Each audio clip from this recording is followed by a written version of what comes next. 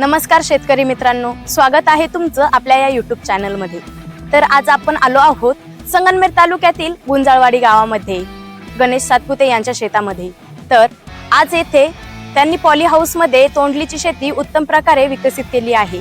तर आज आपण त्यांच्याबद्दल माहिती जाणून घेणार आहोत। त्यांनी तोंडलीच्या शेतातून चांगल्या प्रकारे उत्पन्न आणि उत्तम आर्थिक यश मिळवले आहे। या मुलाखतीमध्ये आपण जाणून घेणार आहोत तोंडलीची लागवड कशी करावी, कोणती काळजी घ्यावी, खर्च किती येतो, उत्पादन किती मिळते आणि नफा किती होतो।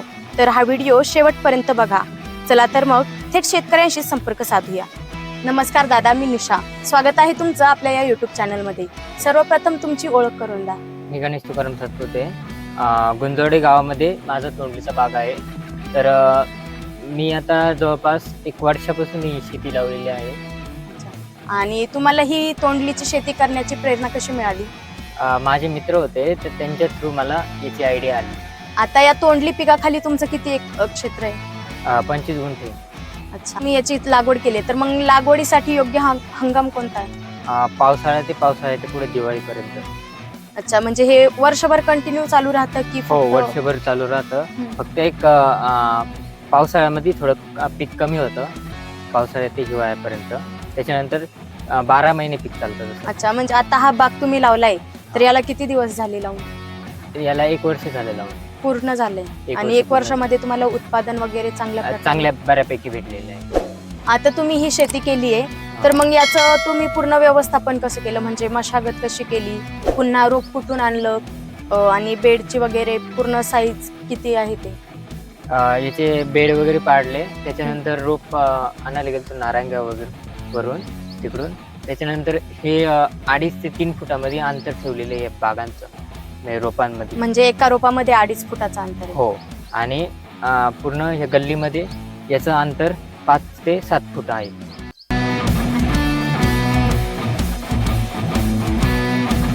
तुम्हाला हे पीक उभं करण्यासाठी अंदाजे आतापर्यंत किती खर्च आला असेल? तरी 2 ते 2.5 लाख रुपये खर्च आला आतापर्यंत। त्याच्यानंतर उत्पादन आतापर्यंत माझं 3-1 लाख रुपये मिळून गेलेले त्याच्यात। म्हणजे बऱ्यापैकी तुम्हाला प्रॉफिट पण झालं याच्यामध्ये? हो। आता तुम्ही लागवड केली आहे, तर लागवड केल्यापासनं याला फुलकळी येईपर्यंत आणि उत्पादन कधी चालू झालं मग याचं? लागवड केल्यानंतर तरी माझं उत्पादन 2 ते 3 महिन्यामध्ये चालू झालेलं आहे। थोडं कमी प्रमाणात होतं, पण त्यावेळेसच चालू झालं। अच्छा, म्हणजे आणि लागवड केली, मग फुलकळी कधी आली? तरी 1 ते 2 महिन्यांमध्ये। आता या पिकासाठी म्हणजे 30 गुंठे लागवड केली आहे तुम्ही, तर मग याचं क्षेत्र पण मोठं आहे, मग याला मजूर पण भरपूर प्रमाणात लागत असतील तुम्हाला।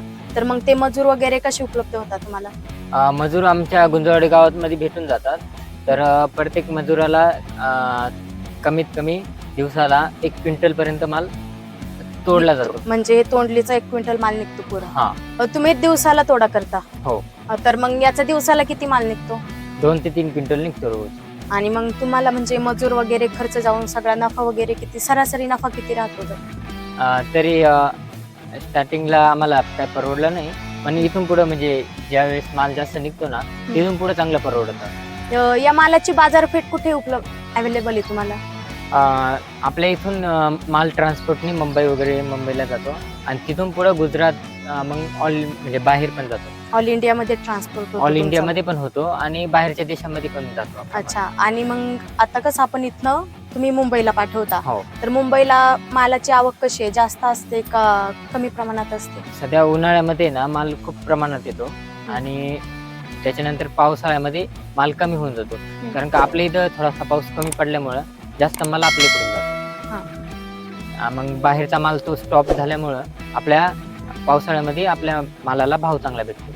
आता ही जी तुम्ही लागवड केली आहे ती खूप चांगल्या प्रकारे केली आहे, तर मग हे लागवड केल्याच्या नंतर तुम्हाला कुठल्या आव्हानांना सामोरं जावं लागलं? पहिली तर गोष्ट मजूर, आणि त्याच्यानंतर बागाची योग्य पद्धतीत ठेप ठेवायला लागते। त्याच्यानंतर स्टार्टिंग पासून बागाकडे लक्ष द्यायला लागते, तरच बाग पुढे सक्सेस होतो।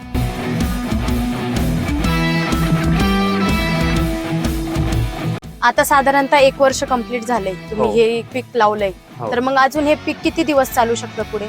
कमीत कमी हे पीक 10 ते 12 वर्ष चालतं. तिथून पुढे पण आपण कंटिन्यू करू शकतो. पण मग त्या पद्धतीत बागाची छाटणी वगैरे करायला लागते. म्हणजे आता सपोज 1 वर्षात चांगला डेव्हलप झालाय हो. तर मग अजून याची म्हणजे हे आहे फळ वगैरे ते असंच असतं की कमी होतं? कमी होतं काही काही म्हणजे सीझन नुसार राहतं. उन्हाळ्यात त्याचा माल जास्त येतो, त्याच्यानंतर पावसाळ्यात आणि हिवाळ्यात कमी होत चालतो.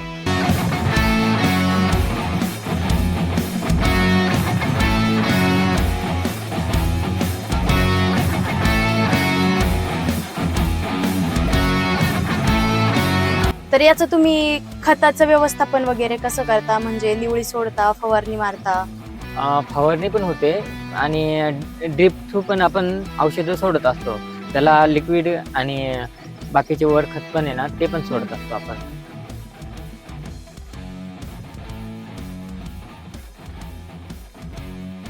आता तुम्ही हे घेतलंय, तुम्ही सक्सेसफुल पण केलंय, हा. तर मग हे तोंडली पीक हे शेतकऱ्यांनी घ्यायला पाहिजे का?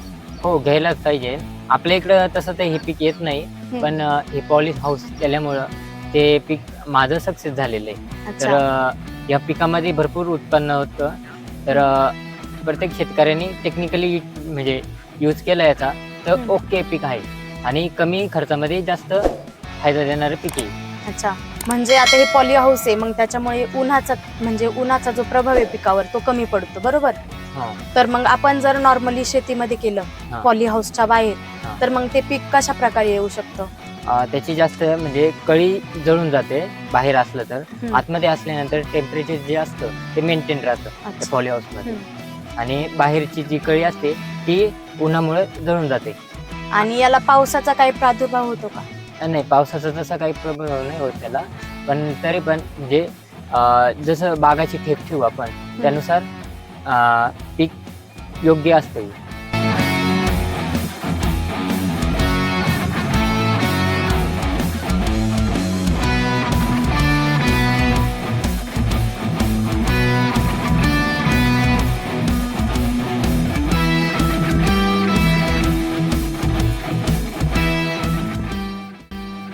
धन्यवाद दादा, तुम्ही चांगल्या प्रकारे माहिती दिली. हा. तर मित्रांनो, तुम्हाला ही माहिती कशी वाटली ते आम्हाला कमेंट करून जरूर कळवा. व्हिडिओ आवडल्यास एक लाईक आणि चॅनलला सबस्क्राईब करायला विसरू नका, जेणेकरून असेच नवनवीन व्हिडिओ तुम्हाला पाहायला मिळतील.